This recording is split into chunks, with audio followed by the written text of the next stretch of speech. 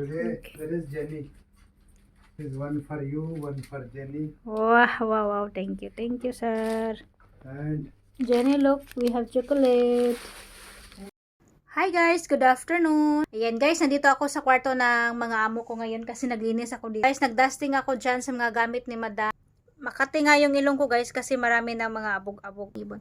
Maglinis sana ako dito sa may bintana. Ayan, at nakita ko tong halaman ni sir. Nagiba na yung forma niya. Ayan, sobrang lakas ng hangin kanina. Kaya hindi nga ako lumabas para maglinis ng bintana kasi malamig. Yan guys, tingnan niyo yung kamatis. So, ano nangyari dyan. Hasta yung pati yung kangkong.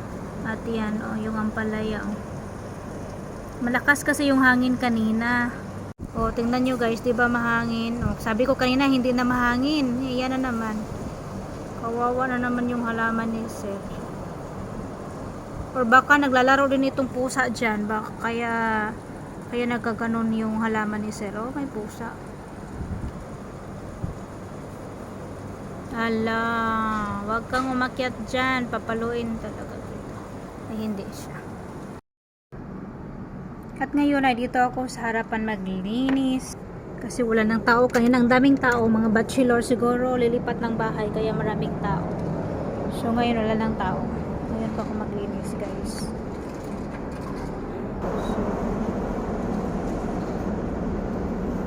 Hindi naman itong madumi dito masyado guys. Kasi palagi araw-araw ko ito nilinis dito. Kapag maglinis ako dito sa mesa sa labas, nilinis ko din to dito. Hindi siya masyadong madumi. Tapos na ako maglinis ng bintana. So ngayon ay pupuntahan ko yung likod. Tingnan natin yung halaman. Tingnan nyo yan. Anong nangyari? Dahil sa lakas ng hangin kanina, hinampas. Kawawa naman itong mga tanim ni sir. Ayan. Ito Ayan guys. Nabali siya guys. Kawawa naman tong tanim ni sir. Oy, kawawa ang tanim ni sir. Yan. Maayos pa yan, hindi man siya namatay. Maraming tao sa restaurant. Nahiya ako. Hello, good afternoon. How's your plant? Wala, plants little down with the wind, but it will okay. You saw the leaves of Yeah. other This one, lobia, lobia? yes, I don't know what happened, I think because strong wind.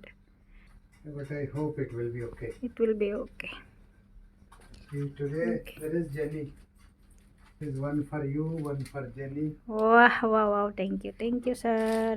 And Jenny, look, we have chocolate. this is also the lotion.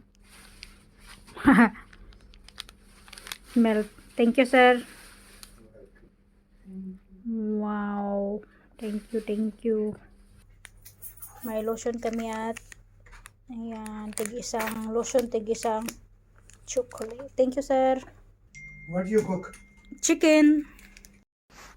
Hi guys, tapos na kami kumain ng tanghalian at natulog na yung mga amo ko. At gigising din sila maya-maya kasi may pupunta sila sa bahay ng aming pastor. Sila lahat, pati alaga ko. Ako lang hindi sumama kasi may meeting sila at hindi naman ako kailangan doon. Hindi ko naman sila maintindihan kung anong pagmimitingan nila. So, hindi ako sasama, dito lang ako guys.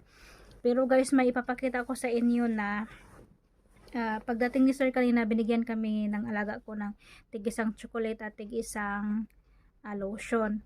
Sabi niya na meron pa daw sa sasakyan. Ito pala yun guys, jacket. Ayan, dalawa. Ito yung paswertihan kami ng alaga ko kung sino ang magkasya. Ayan.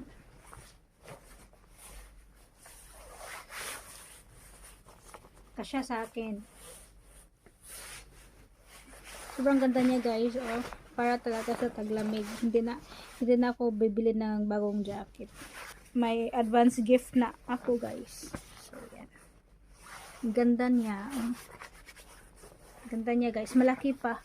Kasi ito yung gusto ko, yung malaki na jacket kasi marami pa akong susuotin ng ganito guys, kasi sobrang lamig talaga kapag sa labas, lalo na't magsisimba kami kasi gabi yung schedule ng simba namin, tapos malapit sa dagat kaya sobrang lamig doon. So kapag magsisimba kami guys, kailangan ko talaga naka long sleeve, naka basta. Marami pa akong susuotin sa loob bago ko magsuot ng jacket. At meron pa isa pang bahay, ito yung sa alaga ko kasi ito yung XL at ito yung large, ay medium to size para sa akin, at ito yung XL. Yan, XL to. Para to sa alaga ko, pero hindi niya kasya, guys. Hindi na naman niya kasya. So, ako ang nagwagi sa akin lahat ang jacket. Char. Oo. Maliit siya. XL siya, pero maliit na size. Yun, medium, pero malaki siya. Pero, yan, hindi kasya ng alaga ko. So, akin lahat ang jacket. Jenny? Thank you. There is no fit for her, that's why it's all for me. Otherwise, one for her, one for me, but sad to say, it's all mine. Thank you, Jenny, very much. So hindi na ako bibili ng bagong jacket sa winter, guys. Alam nyo kasi guys, kapag bibili pa ako ng maraming jacket na ganito, sa Pilipinas hindi ko naman ito masuot, di sayang lang. Hindi ko ito masuot sa Pilipinas, sobrang hindi naman malamig dyan sa Pilipinas, diba? So ayan si Madam. Pupunta na sila, mag-plansya ako nitong shawl niya. Si Madam. So, ayan guys. Thank you for watching. Bye-bye.